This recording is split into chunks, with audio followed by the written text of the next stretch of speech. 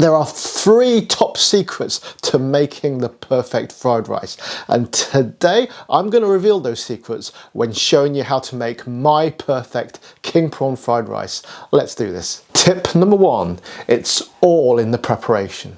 So you need a little bit of advanced planning to make the perfect fried rice, because your rice needs to be overnighted. Now that means that you cook it by boiling or steaming it the night before, then bring it down to room temperature as fast as you can, and then put it in the fridge. Loosely cover it with some parchment paper or some foil. Don't cling film it, because you need the moisture to dry out as much as possible. What you want is what this is. It's dry and it's cold.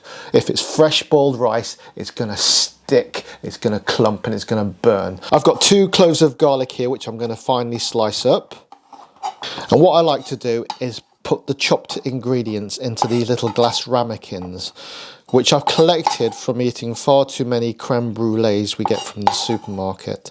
But the glass ramekins come in useful, so we always make sure that we don't even recycle them, we keep them, because we use them to do things like this. Now we come on to the spring onions, going to get rid of the roots, and I'm just going to finely slice them all the way through. I've got a couple of mushrooms going in my fried rice as well. Again, this is optional, not everybody likes mushrooms. Why not? I don't know, but I love them. So these are just chestnut mushrooms. You can use whatever comes to hand, or whatever your preferred type of mushrooms are. I've got 1 large free-range egg here, which I'm going to crack into a bowl. And I'm just going to give it a little whisk with a fork. Onto the seasoning, I'm going to grind a nice big pinch of salt into this ramekin. And also a nice big grind of freshly ground pepper. Well, of course it's freshly ground, I'm just grinding it. I'm going to put about a tablespoon of light soy sauce into this ramekin.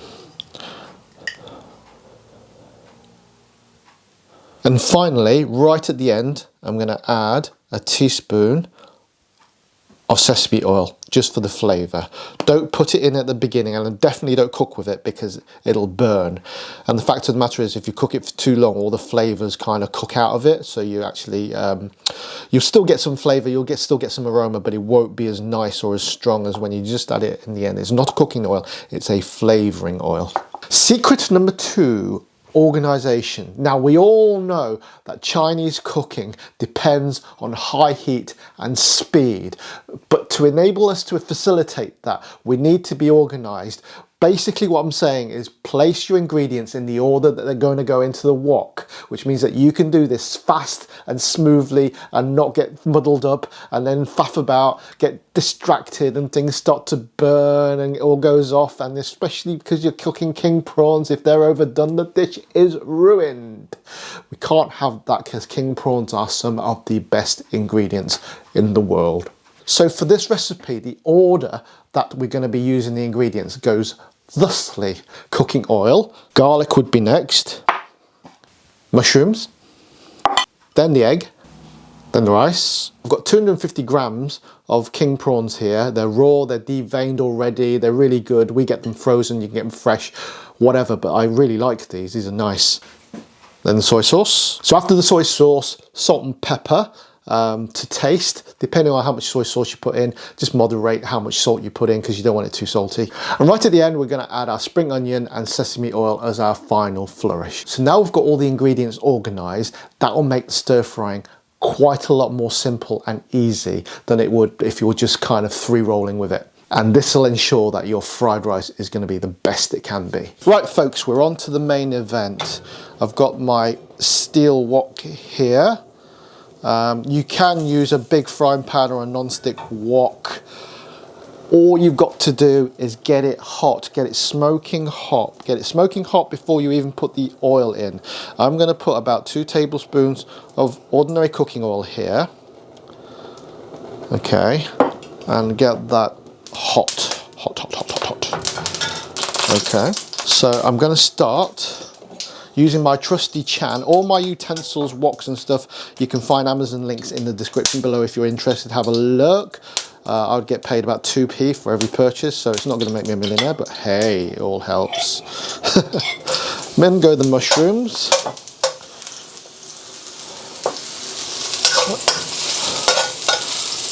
Then the garlic. Just get that cooking. Try not to burn the garlic because we don't want that. In goes our egg. Now that's really important that we actually whisked it up before, because that just saves us a lot of hassle. A few seconds here and there make all the difference here. And just as it's going to set, we add in our cold fried rice. Watch it as it comes out, excuse fingers. Yep, it's almost like moulded into the bowl, look.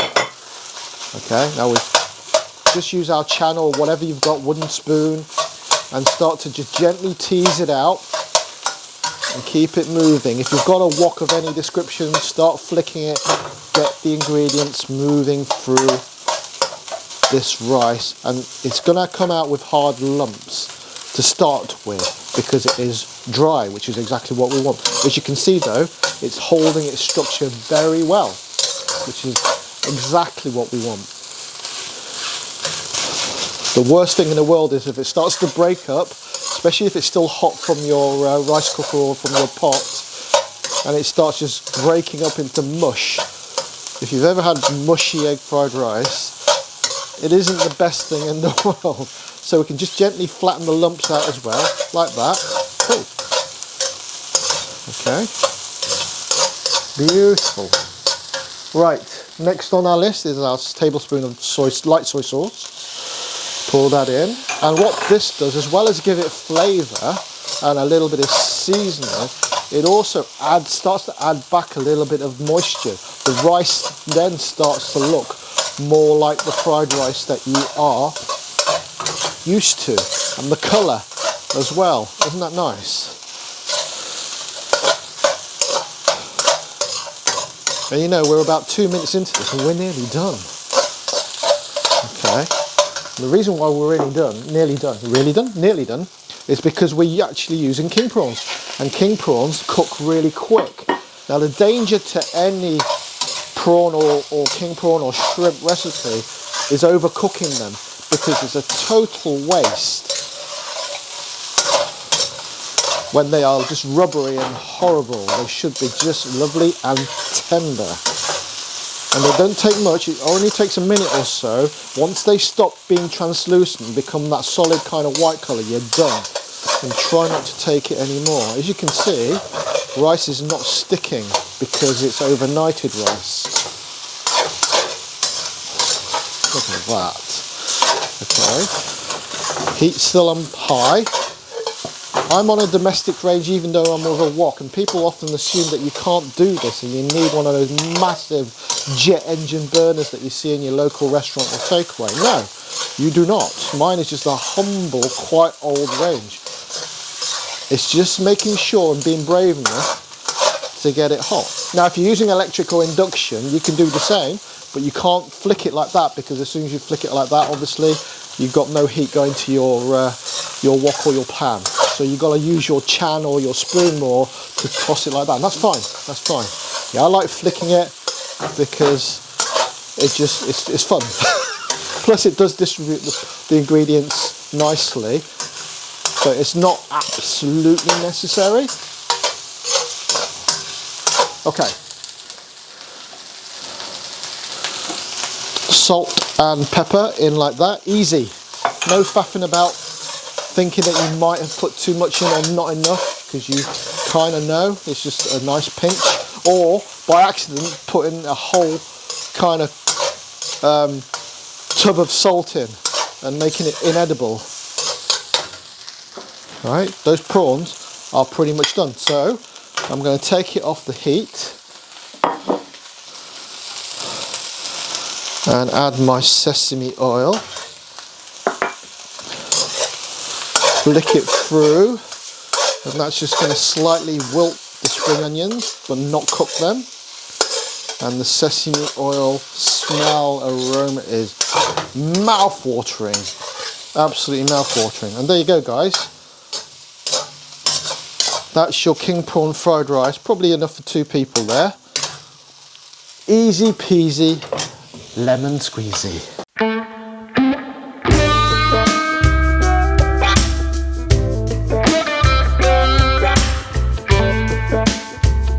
Right guys, moment of truth.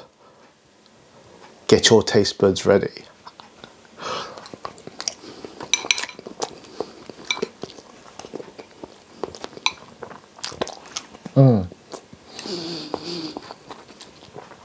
The prawns and the rice are cooked to perfection. The flavours from the garlic, wow, garlic makes everything better, right? The sesame oil coming through, perfect. The seasoning's just spot on. And the reason why it was so easy is because we did all the prep. It just makes the whole process much more smooth, easier. You're less prone to making any mistakes because everything happens so quick. So easy if you follow the stages. Oh yes, secret number 3, I nearly forgot. This is an important one, okay, it's the one you've been waiting for. Never let this see the inside of your fridge. It's got to be in straight out the wok. There won't be any left to put in the fridge anyway, but please don't make it for the next day because it's just going to lose all the freshness. All the flavours are going to dissipate. It's going to go, it's just going to go, yeah. Prawns, they've got to be eaten fresh. They've got to be eaten straight after cooking. If you don't, they just are, there's a waste. And if you make it right, there won't be any leftovers anyway, right? Anyway guys, thank you so much for watching. Thank you for your continuing support. I've had such lovely messages over the last few weeks. It's so nice. I'm about to hit 8,000 subscribers. Oh my God, that's just crazy. And thank you so much for everything you do for me. Catch me in the next video. Take care guys, bye bye.